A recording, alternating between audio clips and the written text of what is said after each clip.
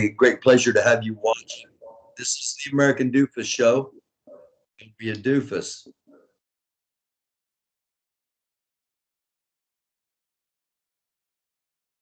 Do you hear me? Yes, I do. Yes. Oh, good. We are talking with Stephanie. Stephanie, Yes. where are you located right now? Hello and namaste from India. Namaste. I am in southern Gujarat, which is a state on the western side of India. And I'm in the very south part. The very south part? Yes, yes. Probably about 5 hours from Mumbai or Bombay. About 5 hours away by train. Okay. All right. And train is a major mass transportation in India. Is that correct? Yes, it is. Yeah. Yeah, you basically can't go anywhere in public without wearing a mask. And so when you go in, you also have to have sanitizer and run with your temperature check. That's still ongoing. That's ongoing as far as being out in public or getting on public Yeah. transport. Both. It's both. Okay. You have a problem hearing people. You read lips in order to hear.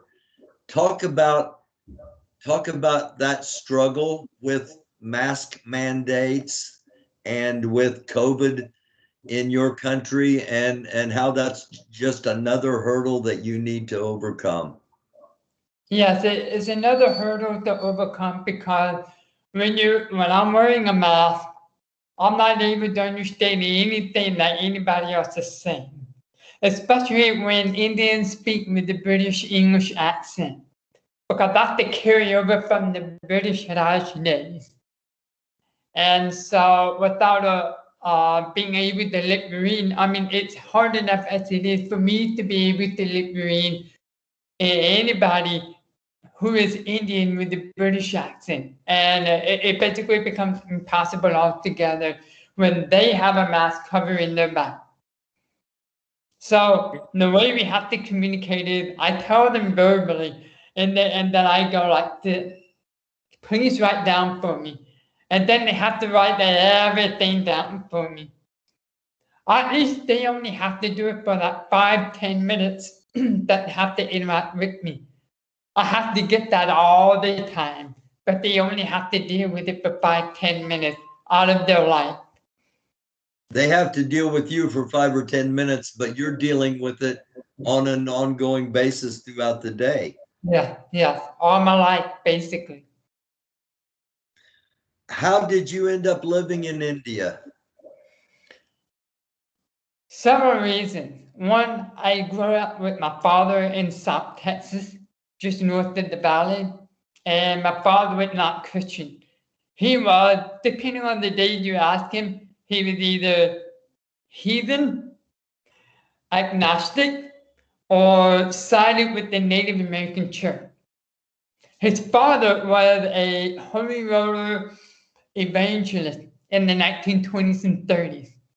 And dad grew up seeing that. And dad grew up seeing behind the scenes what his father and mother were talking about.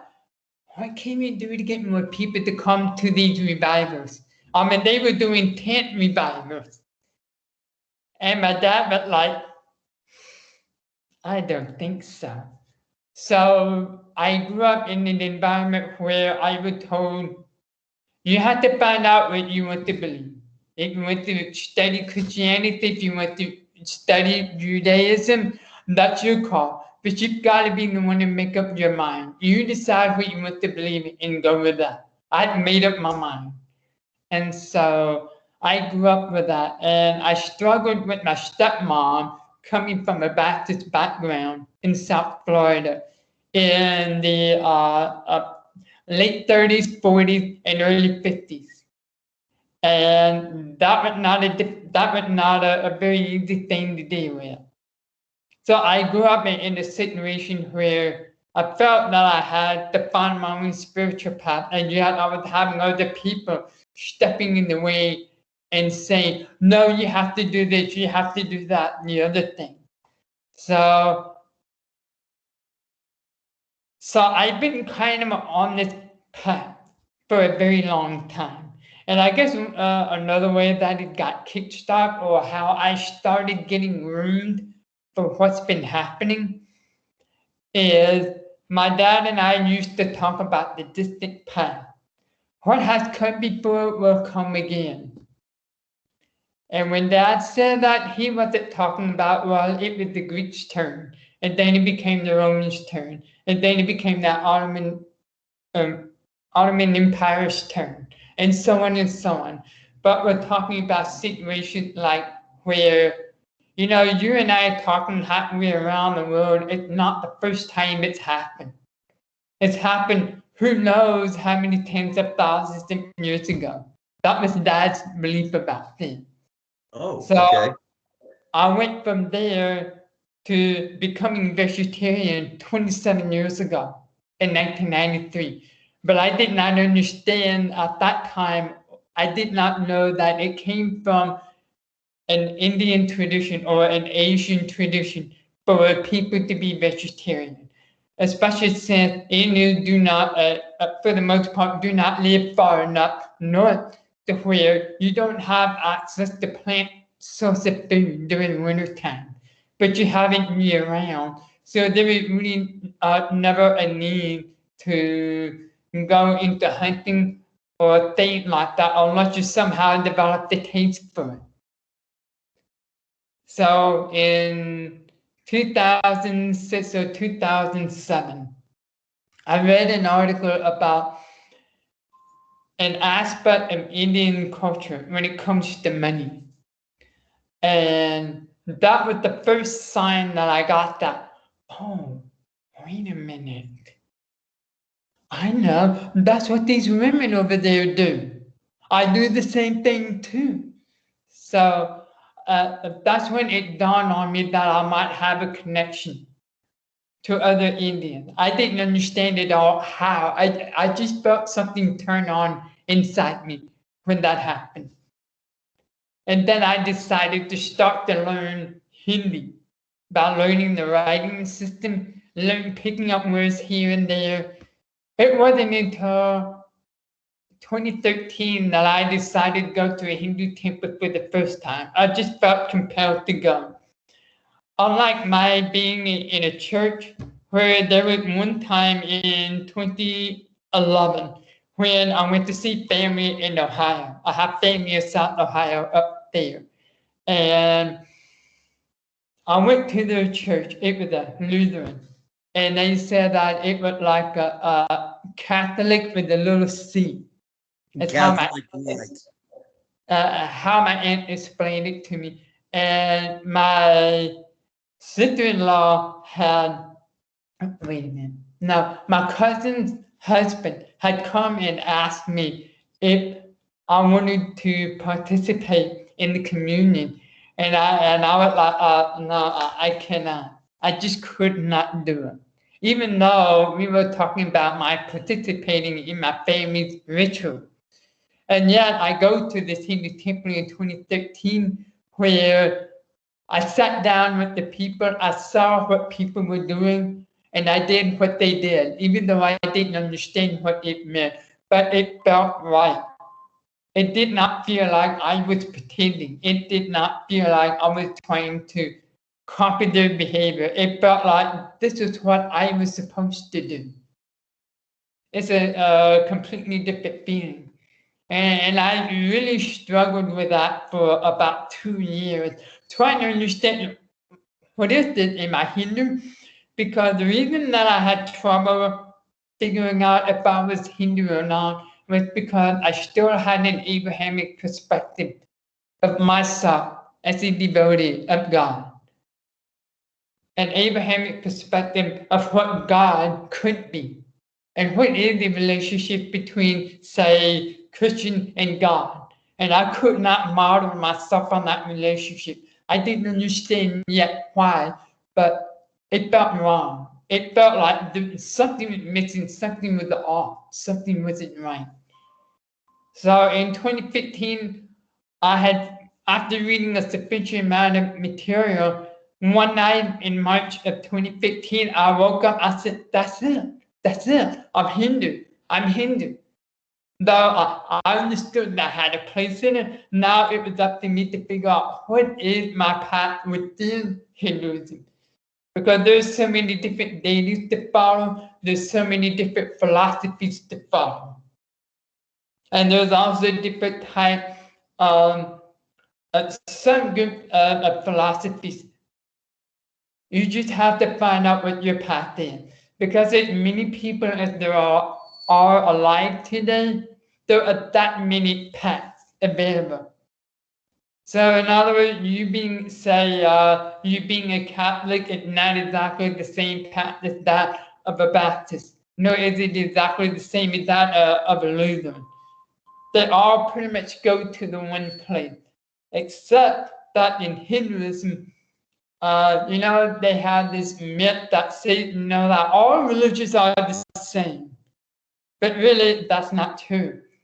Because Allah, the Muslim deity, is different from the Christian God. It's also different from whatever deity that the Hindu follows.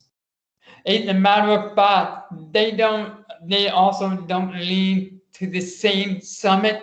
They also lead to different summits on different worlds altogether.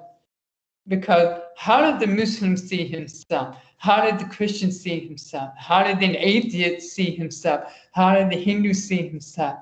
How does the Sikh see himself? Well, the Sikhs and Hindus are fairly similar, but they have their own differences there. But basically, the way people see themselves, the deity and the relationship between the two is very different. It's very different. So I came to India in 2016 for Kumbh Mela. Kumbh Mela is that giant Hindu festival that they have every 6 years in some of the cities and every 12 years in some of the other cities. And I came here for that. I spent 2 weeks there, and then I spent the other 4 weeks traveling in North India, getting to meet some of my friends up there. And even after 6 weeks of being sick with runs, having a sinus problem because of the change in the climate, the change in the dietary practices. I mean, for the first 2 weeks, I was in an open camp environment where we slept in tents and we had to meet in the hall. That was basically a giant tent body made out of steel rigging with canvas draped over it and industrial AC mounted on the side, but the AC was not functional for the first 5 days. So it was a difficult environment. And it took me another 2 to 3 weeks to finally get over my sickness from the issues that I experienced in the camp environment. Even then, when it was time to go home, I wanted to cry. I didn't want to go back to America, in spite of how difficult things were. So I spent the following 2 years, from 2016 to 2018, figuring out how was I going to get back over here in a more ideal environment. And I thought it would take maybe 5 years to do that, maybe 22, 23. But what sped it up was that I was looking for somebody and I managed to work enough to pay off that, and I had somebody come in to help me out and wipe out all my debt. That was in September of 17. And then 3 months later, on my last day at work in December, in the last day of a seasonal job, I see something in my left eye and something isn't right. So I go to an eye doctor and I find out that I have a detached retina. I'm like, oh man. So I had surgery on January 3rd of 2018. And then it redetached about 8 days later. So I had to have a surgery again. And then it redetached again. So they have to do a more comprehensive surgery each time. And it wasn't until the third surgery in late February that they had to go in and do the big bad surgery, which is where they basically laser your retina back onto the eyeball, and then they put a band around your eyeball underneath your eye muscle, which yeah, which keeps the retina from coming off again. But it also changes your vision. So if I had already had cataract surgery from a few years before that, and when they put that band on, there was no longer a 20/20 vision in that eye. And I knew it going into the operating room, looking outside at the scenery for the last time, knowing I was not going to have it back without glasses. So you can imagine, I was in the hole $14,000 in 2017 and worked my way out of it halfway. And then somebody helped me pay off the other half. And then I went all the way back in $14,000 in the hole. And my employment history has become sketchy since 2013 because I wanted to get out of retail altogether. Because I didn't know it at the time, but my vision was starting to go bad because of cataract. So it was making it harder for me to read people. And I kept having to get closer and closer to people. And I didn't like that. So as a result of that, I saw the writing on the wall. And basically, the writing on the wall said, your time is up. You've got to find out what else to do. And if you don't find it, you either have to go homeless or you have to leave. You have to find a way out. You said you were going to go to India in about 5 years. You might as well take this time now to get it together, a plan, and get out. So I got out about 5 months after the surgery. I had to wait for the gas bubble in my eye to be completely dissolved because you can't fly as long as you have a gas bubble in your eye from those kinds of eye surgeries. So once I had confirmed that the gas bubble was gone and that my retina was staying on intact, then I was able to go ahead and plan for the flight. I left America in August 2018, actually July 30th. And I arrived here on August 1st. And I've been in my city for 3 years this month. I did go back to America in February of 19, 6 months later, because my 6 months was up. And I had, when you travel to a country like that and you want to max out your visa, you basically have to have a return flight or at least a flight out to another country. And you have to have that in hand before you can arrive here. So I had that. So the flight was booked already. And so I went back over to America for 9 days to visit. And my stepmom had passed away in November 18. And so I was just waiting out my visa. And then I went over to visit my stepmom. And I could feel that something just didn't feel right after I went about visiting my family and some of my friends. It felt like something was wrong, something was off. Perhaps I had been out of the country long enough that I hadn't noticed before. But now I definitely couldn't notice that something was off in the air, something didn't feel right. And that was true even when I went to visit my brother-in-law's property out in the country. And when I would look around, I would stop and think, it just felt wrong. So I was glad to be on the return flight back here. Okay. So this is where I am now. Okay. Basically, the most key thing I got from that was every person needs to find their own spiritual journey, and every person has a spiritual journey they are supposed to be on. Right. Even if it means that they are atheists, they don't believe in God, or they are Marxist or whatever. That is just a period of a path that they are on when they have come out of Christianity, or was it born into Christianity, and they're kind of in no man's land. And the danger with being in a no man's land is that you can get blown about by whichever way the wind blows. So you'll have somebody who makes you really good friends with you and have you become this denomination, and then you have a falling out and you back away from it for a few years, and then you find somebody else and you latch on to. I think a part of the problem is that the hunger, the thirst for friendship overrides the priority for a spiritual path, such that a person can go to a church or whatever, and they feel, well, I agree with this, but I don't agree with that though.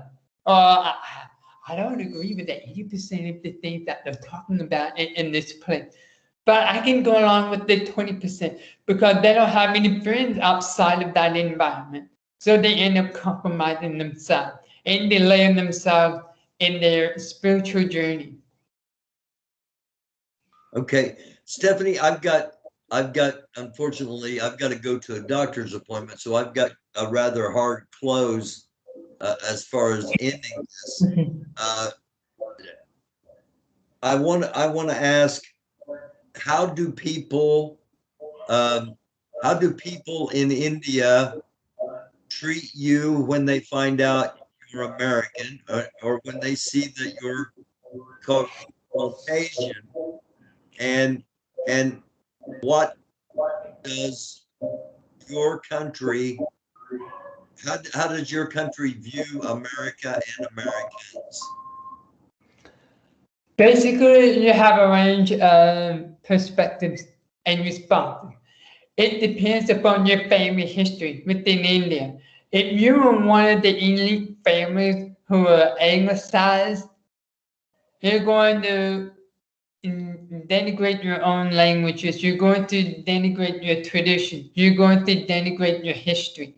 And you're going to view America as this beautiful mirage out there of land of opportunity, land of freedom. And so they want to become like America. They want to wear the Western clothes. They want to drive the expensive car. They want to have the big houses. But on the other hand, if you're like the vast majority of Indians who did not grow up in that environment, but have had to deal with living with a colonial system, which is still being talked about today, in that Indian parliament, the government of India, is still a westernized government structure. It is the government that Indians have inherited from the British post-independence. So with that said, there's going to be Indians who don't like America too much because they see what's happening over there. They see how people are wasteful, for instance, with water, with electricity, with food, or when they don't have any, then they panic and get angry and fly off the handle, that sort of thing. Yet here, people are more laid back, more calm about the situation because it's a different culture, it's a different mindset. So I have had to spend time talking with the former group of Indians who really don't know what the underbelly of American society is like. Yes, I do have some money. I have more money than most Indians do. But the fact is, really, I belong to the bottom 15% of American society because of my income. And the fact that I am single, that I don't have children to raise or grandchildren to take care of, and yet I struggle all by myself just to keep them going into debt. Every time something happens, that's what happens. And I try to avoid that. So I try to communicate to them the reality of what life is like in America. Do they have demonstrations over there against wearing masks or against getting vaccinated against the virus? Not really, not really. Not like what we see in America over there. Yeah, basically your protests are going to be about communalism, like the fake farmer protest, where it basically a lot of external enemies like Christian missionaries, is Muslim separatists, Marxist communists, and a couple of other groups where they've gotten together and they want to say, hey, we don't like your farming laws, get these laws out of here, we don't want that. When in fact, it's really all about trying to keep the farmers, the real farmers, from getting his due. Because the farming laws of India was designed to help the farmer cut the middleman out. That's who these so-called protesters are. They are the middlemen. I have documentation from the government of India itself that explained everything about why the farming laws came about and why they benefit the farmer. Another example would be Muslims agitating for a separate state, like Article 370, which basically has to do with the very far north state of India, Jammu and Kashmir. That 370 was abrogated in recent years. And people are, getting upset and all of that about that because they want a Muslim separatist territory, in spite of the fact that since they have become more of a part of India, they've had a lot more benefit. And that has to do with the state of Ladakh. Ladakh, you may have heard about that. But since bringing them in, things have gotten better. Infrastructure is improving there. Now, Indians can go there and buy property. Ladakh residents can come here and buy property if they wish to do so, because they now have the full rights of an Indian citizen. They can vote as well. Okay. One final question on this round. I'm sure we're going to talk again. First of all, I'm absolutely amazed that it is, it's what, 10:30 there at night? 30, yeah, huh? It's Yeah. 10:30 there. It's 1 o'clock in the afternoon here as we're recording this. And not only are we talking halfway around the world, but you're lip reading halfway around the world. Yeah, yeah. That's amazing. Yes, it is. It's like magic. This laptop, it's magic. I don't know how it's possible, but it took a long time to get there. Okay, one final question. How did you find the American Doofus Show? How did you come to watch the American Doofus Show? I was following the George Floyd riots, and I was monitoring that situation very closely because I did not know what my visa situation was going to be, and I needed to know exactly what was I walking into if I was going back over to America. So I would look at the things like, riots, in Wisconsin, all of those places. And then all of a sudden I come across a video on NFAC. I found out about NFAC just right before the July 4th formation. And I was like, oh my God, I've got to tell my friends about this because they had better get their heads down. Keep your head down on July 4th. Don't make any trouble over there because I don't know what's going to happen. I'm not on the ground over there, so I can't tell you exactly what's going to happen. And so I follow them, I've watched their morning mentor, their facts over feelings. And I watched them because I wanted to get a perspective on what is an educated Black man thinking about living in America. What does he plan to do? And I guess that one of your shows had that coming up, or one of your shows had something about rights coming up, and I happened to see that, and I thought, American Doofus, what is that?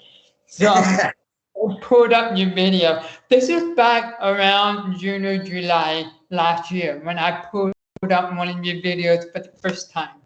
And I watched it, and you were giving me a perspective that I had not seen other people talk about. Typically, you've got people who are, very conservative, or they're Trumpsters, or they are Marxists, have a Marxist perspective. And I was watching all that. So that was how I found out about your show. Awesome. Okay. I want to have you back on, but I want to ask you, with your location in the world, would you consider like being a correspondent? And because you get information there much faster than we do here. If something major happens in your country, with the close proximity to Afghanistan, of course, Pakistan is between India and Afghanistan, but right, yes, we're watching that very closely. All in the region. You got to remember that unlike America, it's got thousands of years of history, and that history includes racism, religion wars, enmity between one another just because we speak different languages. We believe in different things. We think, act, speak, eat, dress, live, and worship differently. And because of that, that's something that you may want to have a topic on, and that is Abrahamism in the West, where you're talking about Muslims, you're talking about Christians, and Jews as well. And how some of the inherent problems lead to the very kind of thing that we're seeing in places like Afghanistan or in Turkey, with the recent conversion of a church into a mosque, for example. So that may be something for you to think about, and perhaps I can help you with that. Because if you're going to have a war on the white man like this, you and I fight the people who keep you and I under their thumb, as well as everybody else out there, whether it's Black, Hispanic, Native American, Indian, or whatever. Then we have to know what we're dealing with, because it may involve taking the war back through America, into Europe, all the way back to the Middle East in Syria, where it all started. I sure hope not. It may be. I sure hope that is not the case, but it may well be the case. Yeah, I'm afraid so too. I just got that nagging feeling that you may be right. Again, if something happens in your area, notify me, and we will get you on and get an actual report on the ground of what's going on in the world. I think that's probably the most valuable thing you and I can continue to do with each other halfway around the world. Yeah, because here's the problem. You're dealing with the media that tends to feed you bad or misleading information, because they want to keep you misinformed about certain areas of the world, because they don't want you to pack up and escape there in the event that things really, really go south over there in America. They do this to Black people in Africa, where they lie to them about, oh, this is the land of opportunity here. You'll be able to do this, you'll be able to earn this, you'll be able to do that. And yet when they come over here, they find out they're just as badly discriminated as other Black people to start with. And they struggle trying to get back over to Africa, but they can't make enough money to get a plane ticket so they can fly home to safety. There's a channel called African Tigress. African Tigress. You may want to look that up, and you will find videos of Africans who made the confession that, oh, that was a mistake, I shouldn't have gone over there. And you'll also find on her channel videos of African leaving America and migrating to African countries. I will look at that. Whole life over. Yeah, you may want to take a look at that and begin to think about how media plays a role in Oh. misinforming people of what's out there, and at the same time misinforming foreigners of what is the reality inside America. All right. You can Thank talk you. more about that. Okay, Thank you. you're welcome. We will talk about it. We will talk about it again. It's the American Doofus Show. Don't be a doofus. Peace. Shalom. Shalom. Namaste. Namaste. Pause. Peace. Bye-bye. Thank you so much. Thank you all You're for welcome.